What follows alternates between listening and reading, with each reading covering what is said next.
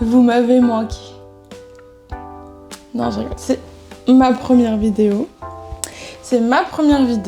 Mais depuis le temps que je peux vous parler, ça date de ouf. Du coup, première vidéo avec 1 million de trucs à vous raconter. Mais pour éviter que ce soit trop dans le désordre, on va commencer par cette semaine, mais je risque de parler de la semaine dernière et je risque de parler des derniers mois. Mais du coup, cette semaine, plein de choses à faire, surtout ce matin. Déjà, bonjour. Moi, c'est Émilie. Je suis enchantée de vous rencontrer. Je suis illustratrice et directrice artistique. Je bois, je reviens. Et je suis freelance. Du coup, je suis indépendante depuis quelques mois. J'ai fait le grand pas, le grand saut du salariat à l'entrepreneuriat il y a quelques mois. Ça y est. Et donc, je voulais un petit peu avoir cette chaîne pour documenter mon activité de freelance, surtout par l'illustration. Et avant, je tenais un podcast qui s'appelle Café et Néné. Café singulier, Néné, il y en a 2 parfois, souvent, pluriel. Et du coup, sur ce podcast, je racontais déjà plus mes pensées, tout et n'importe quoi. N'importe quoi, parce qu'il y a beaucoup de choses, mais pas n'importe quoi, des choses intéressantes. Et donc, je me suis dit, ce serait chouette, jamais passer le cap de la vidéo. Ce serait chouette de pouvoir à la fois documenter mon activité ici, mais documenter plus ma vie, pour vous emmener avec moi, et du coup d'avoir le côté podcast aussi. Starful Lilou. Starful Lailou même. Comme je disais, hier j'ai passé mon lundi à faire de l'administratif. J'ai passé ma journée d'hier aussi, mais j'ai fait plein de choses. Ça c'est pas mal. Premièrement, j'ai effectué mon changement d'adresse vu que je me suis remise en freelance depuis 6 mois environ. Enfin, depuis 5 mois sur le marché, mais le temps de faire mon folio, etc., mon portfolio. Et j'ai toujours pas changé l'adresse, alors que c'est mon ancienne adresse de quand j'ai créé mon statut freelance. Et j'ai créé mon statut freelance il y a 3 ans, quand j'avais commencé à facturer des choses. J'ai eu besoin de ce statut. Or, on peut pas faire modifier l'adresse comme ça. On est obligé de faire un formulaire et ça prend du temps. Et surtout, c'est pas si simple que ça. Et du coup, j'avais rempli en mars déjà un premier formulaire en mode je veux faire le changement, etc. Et j'avais jamais pu finir ce formulaire tout simplement parce que il me manquait des infos et en plus de ça, j'avais pas l'impression de réussir. Et en fait, il s'avère que, heureusement, j'ai regardé un tuto qui est un tuto de la micro by Flow. Parce qu'en fait, j'avais pas du tout fait la manip qu'il fallait faire et qui est quand même assez... qui est la manip à faire pour faire comprendre que tu passes de ton ancienne adresse à ta nouvelle adresse, sachant que tu peux aussi avoir 3 adresses à gérer en mode ton ancienne adresse, l'adresse de chez toi et l'adresse de domiciliation de ton entreprise. T'es pas obligé de travailler depuis chez toi, mais là c'était mon cas.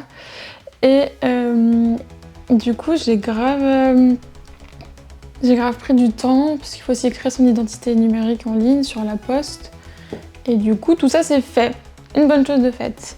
Qu'est-ce que j'ai fait d'autre? J'ai aussi fait appel, parce que du coup, je suis illustratrice et directrice artistique. Et avant, j'étais en agence et j'ai quitté mon travail. J'ai démissionné pour pouvoir me lancer, Beliève. Et du coup, je me suis lancée à mon compte. Et pour ça, ça veut dire... pas le droit au chômage, pas le droit à des aides parce que je suis partie de mon propre chef.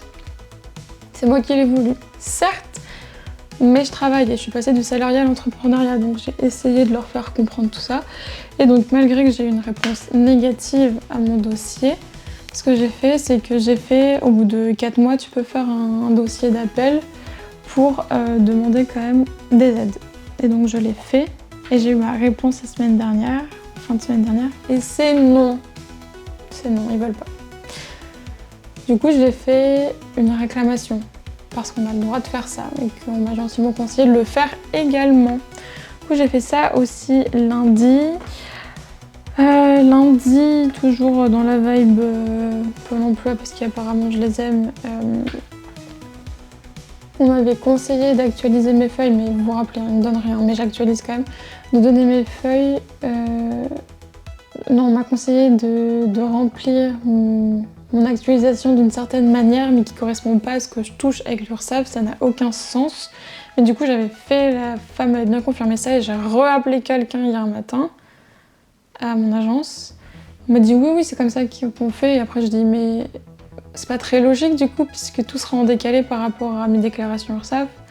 Et là, la personne était en mode oui, c'est vrai, c'est pas très logique. Du coup, j'étais en mode bah, du coup, c'est peut-être mieux de faire comme je propose, mais du coup, ça correspond pas à ce qu'on m'a dit de faire.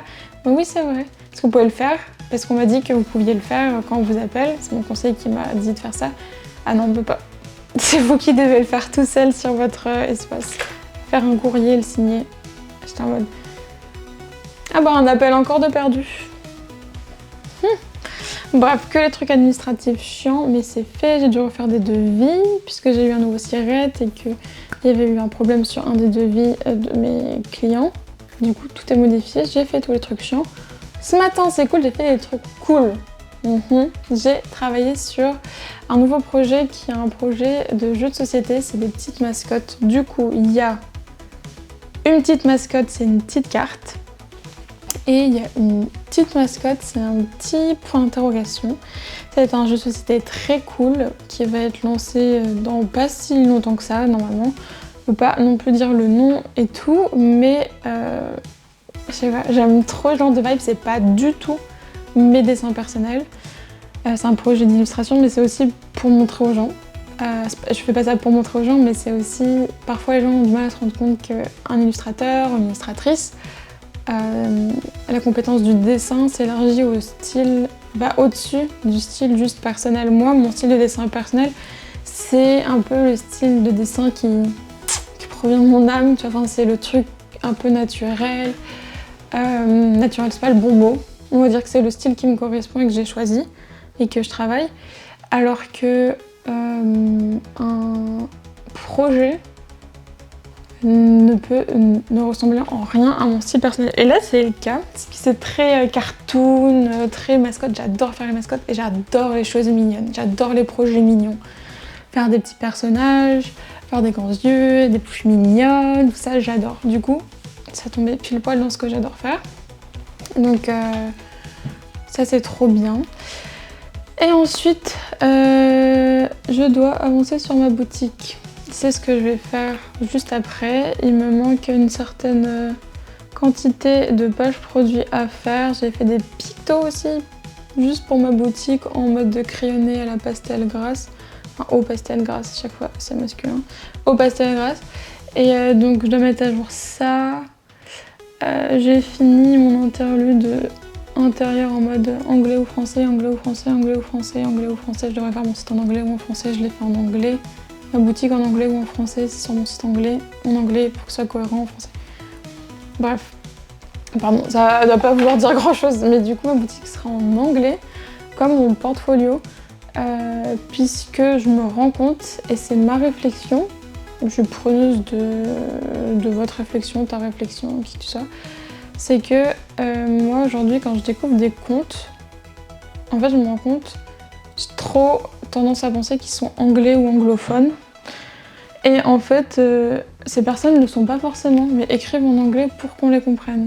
Typiquement, je vois pas mal de comptes où ça va être plutôt des speakers espagnols. Enfin, des personnes qui parlent d'abord espagnol avant de parler anglais et ils vont écrire en anglais, etc. Pas mal de pays russes, Croatie, tout ça. Une de mes illustratrices préférées, elle vient de Roumanie. Elle écrit tout en anglais, je me rappelle, elle avait lancé son Discord et tout, pas en anglais justement. Et j'étais en mode pas trop frustrée, mais j'étais en mode à aucun moment je vais pouvoir parler parce que je parle pas langue, c'est même pas le même alphabet, etc. Donc tout ça pour dire, ma réflexion étant, je me suis détachée les cheveux mais j'ai absolument pas fini de me maquiller. C'est très très con d'avoir fait ça. Je vais le rattacher de façon encore plus moche qu'avant du coup. Un make-up très léger que je vais faire, rose aujourd'hui. Pourquoi? Parce que j'aime bien faire des make-up parfois un peu monochrome. Du coup, ça go sur ça. Je vais prendre une palette qu'on a tous oubliée.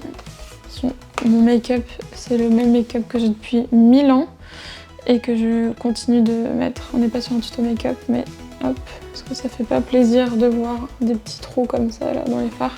On va d'ailleurs mettre exactement celui-ci, celui qui est creusé. J'espère que je suis pas en train de crier dans vos oreilles. J'ai l'impression de crier. Tout ça pour dire le test de est-ce que c'est propre, est-ce que c'est sale. C'est propre? Non, c'est propre. C'est pas comme ça, hein. Normalement je lave toutes les semaines et tout. Parfois ça arrive.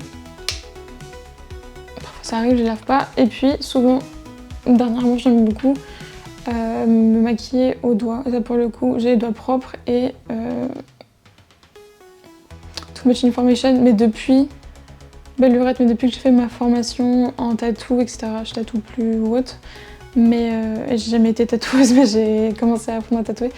J'ai tout le temps les ongles courts, hyper coupés courts, hyper nettoyés ou autres. Le truc des germes et tout, ça me dépasse maintenant. Et tout ça pour dire, j'aime bien aussi me maquiller au doigt bien propre comme ça, là direct. On perd moins de produits. Au final, c'est comme se maquiller à l'éponge, on perd plein de produits alors qu'au doigt, on fait pas le même taf, mais on en perd moins et on voit mieux. Bon bref, on s'en fout, c'était pas le sujet. Le sujet étant la boutique. Donc, ma boutique, j'aimerais trop... Je me penche, on me voit plus, c'est pas grave. On va trop vous expliquer les petites étapes et tout, mais là je suis du coup, on va dire entre nous au premier drop, enfin c'est à l'ouverture de ma boutique. Donc j'ai tous mes produits, je suis vraiment sur la finalisation, et notamment sur les paramètres de livraison, etc.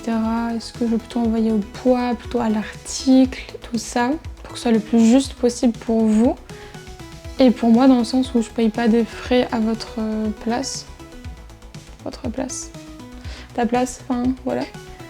Pour le lancement, il y aura 12 illustrations fine art avec un seul format. Donc je les ai découpées en A4, A5 et A6. A6 c'est carte postale et A4 pour ce que vous voyez. Et le A5 c'est entre les deux. Et il y aura 21 stickers. Ça c'est pas mal, hein. C'est pas mal entre nous. Et du coup, c'est cool, c'est que les stickers, ça aura quelques nouveautés que j'ai jamais publiées encore. Et le reste, ça sera les plus belles illustrations à mes yeux et celles qui ont été votées sur Instagram. Mon Instagram étant Émilie Bleu Ciel, tout simplement. Et voilà, j'ai trop hâte, ça fait tellement de semaines là que je suis dessus, j'ai juste trop hâte. Donc cet après-midi, je vais bosser dessus. Et ce soir, je vais je vais tester la cantine du Lotus avec une amie. C'est un restaurant vegan qui a l'air trop bon. J'ai trop hâte de tester. Et bah, la semaine dernière, c'était une semaine genre archi chargée. Et il s'en est passé des choses. Bah, mercredi dernier, il y a pile poil une semaine, j'étais à un événement Marie-Claire et Aven, Game Changer. Woke up to sunrise, camera by my side. New day, new story, just living my life. Coffee in my hand, plans that aren't grand. Spontaneous rambling with no one to command. Highlight the little things, daily joy it brings. C'était trop bien, j'ai trop aimé la vibe et tout, c'était hyper cool. Voilà, j'ai pu tester, je sais pas si j'ai réussi à mettre les images, mais j'ai pu tester le projet d'Océane Maison Bagarre pour lequel j'avais postulé, mais genre il y a archi longtemps, en mode moodboard et tout. Et c'est assez intéressant dans le sens où il me semble le brief un peu un couac dans le sens où c'était genre pour une marque de bouteilles de vin, nanana, alors que c'est des canettes. Et du coup, ça m'avait fait trop bugger. Mais j'avais quand même fait mon moodboard canette parce que je me rappelais que son projet c'était canette et pas bouteille en verre. Ça change toute la DA entre nous. Hein. Si l'objet premier c'est une canette, c'est quelque chose de cylindrique et plutôt petit et que c'est pas genre une grande bouteille en verre ou autre, donc toute la DA peut changer. Et je me rappelle, c'était sexy provoquant, je remettrai à l'image si j'ai la déterre. Et du coup, j'avais fait des choses assez, pas provoquant, mais un petit peu. Et au final, sans critiquer vraiment la DA parce que y a pas à critiquer, enfin, je sens c'est quelqu'un qui a mis son cœur dedans. Je voudrais pas être médisante ou autre, mais je la trouve pas du tout si provocante que ça. Par contre, la photo où elle a les canettes dans les cheveux en mode bigoudi, ça j'adore.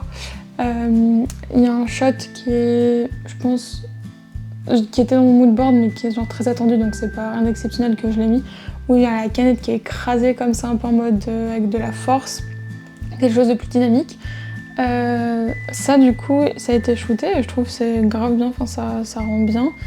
Et après sur le logo, c'est rigolo parce que je sais pas si c'est fait exprès, mais il y a une espèce de silhouette, et ça j'ai peut-être un peu moins compris. Et il y a une DA qui me rappelle grave Perrier de l'époque, avec des choses très hachurées, etc. Et du coup ça c'est assez... Me revoilà, je sais pas à quel moment j'ai cru que je savais maquiller et parler en même temps une caméra, sachant que j'ai jamais fait de vidéo de ma vie. Mais ça c'est assez rétro et je m'attendais pas à une vibe rétro. Voilà, pareil, il y a un shot, si j'arrive à le retrouver, il y a un visuel avec des canettes, avec un effet de double exposition, avec un effet de vitesse, etc. Et ça, pour le coup, en fait, c'est quelque chose qu'on peut avoir naturellement, notamment quand la lumière est assez faible en photo et que la photo a pas, le diaphragme a pas le temps comme ça de prendre, et du coup il y a un effet décalé. Enfin, je l'explique très mal, mais je l'explique vulgairement. Et ça a été fait en lumière de jour. Et en fait, j'ai pas du tout l'impression. Enfin, c'est joli et tout, il n'y a pas de souci. J'ai l'impression que ça colle pas forcément avec le sexy, le provoquant, tout ça. Je trouve ça assez doux. Je trouve ça très joli, mais je trouve ça assez doux. Du coup, je suis étonnée. Mais voilà, c'est fini pour la minute DA. Je sais pas ce que vous en pensez. En fait, je pense que si... C'est un peu galvaudé comme terme, s'il y a bien une personne qui peut faire un truc provoquant, très ballsy, très sexy et tout, c'était elle. Et du coup, je trouve ça assez sage. Mais en soi, c'est joli, ça fait le travail, il n'y a pas de souci. Et voilà, qu'est-ce que vous en pensez, vous? Ah, et sinon, lundi, j'ai, en plus d'avoir fait tous les trucs administratifs chiants de freelance dont je vous ai parlé, j'ai aussi démarché une marque que j'aime beaucoup qui est Evenco. Et ça fait genre 2-3 ans que j'utilise leurs produits, un peu plus de 2 ans. Et j'ai testé d'autres marques de culottes ou autres. Et au quotidien, donc c'est des culottes de règles, et au quotidien je les utilise. Et du coup j'étais, aussi simple que ça, j'étais en train de les porter. Et c'était le week-end, j'étais en train de faire mes petits dessins le dimanche. J'aime trop le dimanche matin, c'est un peu... quand je peux, hein, mon moment où je dessine pour moi. Je dis je dessine pour moi, mais après c'est des dessins qui sont postés sur mon compte Instagram. Et c'est pour ça, c'est ironique, mais voilà, on se comprend. Et du coup, j'ai décidé de faire des petites scènes de vie, donc plus des scènes lifestyle où on voit des culottes de règles, où c'est plus des scènes de vie, lifestyle oui, mais plus intimité en mode... c'est quoi les trucs que tu fais pendant que t'as tes règles? Donc moi direct j'ai pensé genre un truc un peu plus self-care, skincare, tout ça. Parce que c'est ce que j'aime bien faire. Mais en vrai, j'étais en mode ce serait trop cool d'avoir d'autres scènes en mode avec une personne qui joue à des jeux vidéo, une personne qui lit, une personne, je sais pas, qui arrose ses plantes, personne qui dessine, personne qui regarde, je sais pas, la télé. Je sais pas, des scènes chill de la vie de tous les jours. Je trouvais ça trop cool. Et là, du coup, la première que j'ai fait, elle a un petit masque sur le visage, il y a son chien sur le canapé, et c'est le modèle Tanga qui s'appelle Maya, enfin qui à l'époque s'appelait Maya. Aujourd'hui, je sais pas, il a plus de prénom, enfin, c'est le modèle Tanga. Et du coup, je leur ai envoyé ça lundi, donc je sais pas ce que ça donnera. Ils m'ont juste répondu qu'ils avaient transmis au bon service, donc je sais pas ce que ça donnera, mais je sais pas, j'avais envie de les démarcher. J'essaye de me dire que c'est bien aussi que ça aille dans les deux sens et de prendre les devants pour les marques qu'on veut. Et c'est vrai que personnellement, les marques que j'affectionne et que j'utilise, c'est vraiment les marques avec lesquelles j'ai envie de travailler le plus. Et du coup, je dis let's go. On verra ce que ça donne. Au moins, j'aurai envoyé le mail et au pire, je posterai le dessin et vous le verrez bientôt.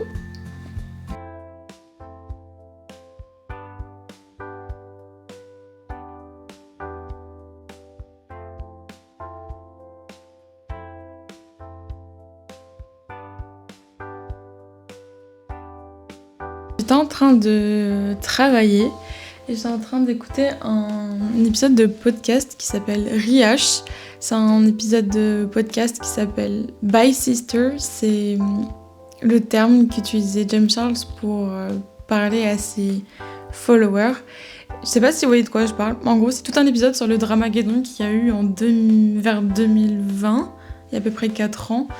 Et c'est un épisode que j'avais commencé il y a longtemps. La personne qui tient le podcast, je l'aime beaucoup, c'est une personne qui fait des vidéos type commentaires. C'est un peu une essay girl et je l'aime beaucoup, elle s'appelle Brouille des Chanel, son vrai nom c'est Maya. Et du coup dans cet épisode, ça retrace un peu l'histoire, mais plus tard que quand ça s'est passé, un peu comme, clairement comme une analyse du Dramageddon. Et ce qui est assez drôle, c'est qu'il y a... Pour les personnes qui s'intéressent, parce que le Dramageddon, c'est vraiment un truc en particulier. C'est un big drame dans la sphère YouTube beauté. Et aujourd'hui, qui vraiment semble éclater comme drame ou autre, je me dis... En fait, à l'époque, c'était tellement gros parce qu'il se passait pas tellement ce genre de choses, donc ça a eu un impact. Mais en vrai, on dirait un conflit entre deux adolescents ou deux adolescentes. Donc, pour celles et ceux qui voient pas de quoi je parle, le Dramageddon, c'est donc une histoire qu'il y a eu entre 4 youtubeurs, mais entre 2 principalement, entre Tati Westbrook et James Charles. Mais plus tard, dans l'affaire, ça a ajouté 2 protagonistes, Shane Dawson et Jeffree Star. Ce qui est rigolo, c'est que... Enfin, ce qui est rigolo, ou pas, c'est que toutes ces personnes sont un peu problématiques. Je pense que Tati Westbrook, peut-être à l'époque, c'était peut-être celle qui était considérée comme problématique. Mais en fait, avec du recul et en écoutant l'épisode, je me rends compte que... Ouais. Du coup, j'étais en train de travailler sur ma boutique et j'écoutais un podcast pour que ça passe plus vite. J'étais en train de chercher des fonds pour faire mes mock-ups de stickers. Et 2 choses intéressantes auxquelles j'avais jamais pensé. Premièrement, l'âge de James Charles, qui était hyper jeune à l'époque du Dramageddon. Il avait 19 ans, d'après ce qu'ils disent dans l'épisode. Et autant les faits qui lui sont reprochés sont pas ouf, sont très... un peu vibe pervers qui essaye de convertir des hétérosexuels en homosexuels et tout, des trucs pas ouf. Mais en soi, c'est les principaux faits qui lui sont reprochés. Et du coup, il y a tout ce truc de « Mon Dieu, il a fait ci, ça, ci ». En fait, j'avais jamais trop capté qu'il avait 19 ans à l'époque et que bien que c'est pas du tout des choses qui se font, il y a aussi un écart d'âge énorme entre les 4 personnes. Entre Tati, Shane et Jeffree Star et lui, il y a un gap énorme. Et aussi, deuxième chose, c'est l'homophobie qui est archi sous-jacente dans certains arguments de Tati Westbrook. Et c'est vrai qu'à l'époque, quand c'est passé, c'était tellement, en fait, il était tellement diabolisé que j'avais pas forcément perçu certaines choses. Et en réécoutant l'épisode, en fait, j'avais commencé cet épisode il y a hyper longtemps. C'est pas du tout un épisode récent de Riache. Mais je voulais écouter des épisodes de ce podcast et ça a continué le dernier épisode que j'avais commencé. C'est un vieil épisode.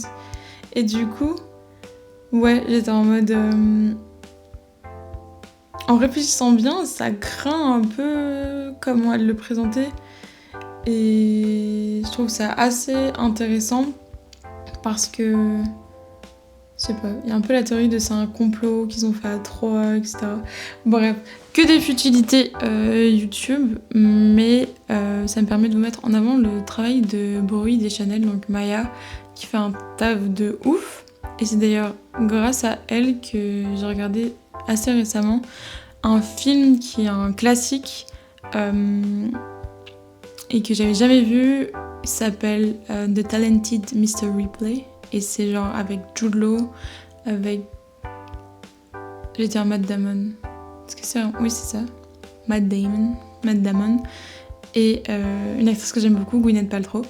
Et il est incroyable ce film. Et en fait, c'était un épisode sur en quoi Saltburn, c'est genre une contrefaçon de Talented Mr. Ripley, mais en version mal faite. Et j'avais trouvé ça hyper intéressant. Et j'aime beaucoup ce truc de l'art inspire l'art. L'art permet de créer d'autres choses plus tard, avec son temps, etc. Par exemple, Les liaisons dangereuses, le livre de Cauderio de Laclos, et le film Sex Intention qui a été fait je sais pas combien d'années plus tard. C'est une interprétation, une interprétation. C'est genre le livre version moderne et en film, avec Sarah Michelle Gellar, of course, Reese Witherspoon aussi. Et je trouve ça hyper réussi. Et donc là, ce qui était intéressant, c'est que The Talented Mr. Ripley, il est sorti il y a hyper longtemps. Et Saltburn est sorti l'année dernière, il me semble. Et je trouve ça trop intéressant quand une œuvre arrive à être adaptée avec les nouveaux codes de la génération ou autre.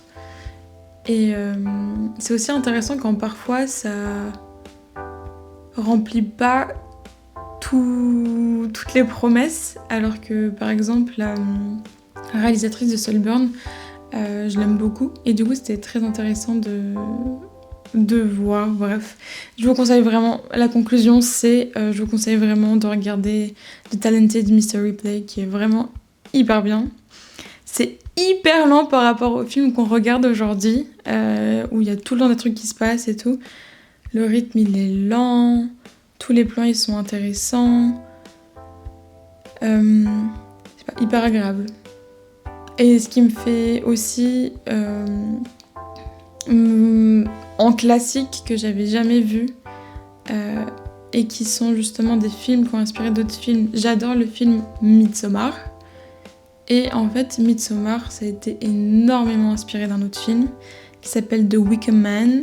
Et ce film, c'est pareil, c'est un Midsommar mais différent. Enfin, du coup, il a été fait bien avant.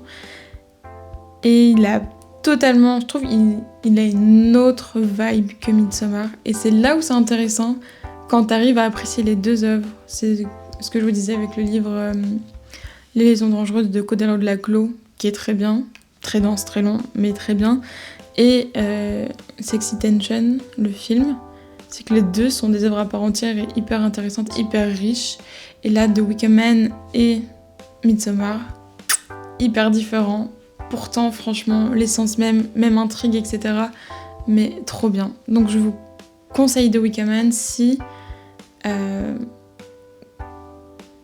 Il y a des scènes il y a beaucoup de scènes de nudité. Pas forcément de la chose, mais des gens qui font la chose, mais il y a beaucoup de nudité et il y a certaines scènes avec des peaux d'animaux, etc. Il n'y en a pas beaucoup, mais il y en a une ou deux. Et donc pour ceux qui apprécient pas, tournez l'œil, ou si ça vous va, franchement, regardez, il est incroyable. Je suis pas sûre d'ajouter d'autres plans après cela, Du coup, j'espère que ces quelques jours passés ensemble vous ont plu. Si jamais il y a des choses que vous avez aimées ou s'il y a des choses dont vous auriez aimé que je parle plus, n'hésitez pas à me le dire. Et moi, je mettrai tout en barre d'infos concernant les choses que j'ai mentionnées, que j'ai aimées, que j'ai consommées, tout ça. Et j'espère vous retrouver très vite. Des kissous!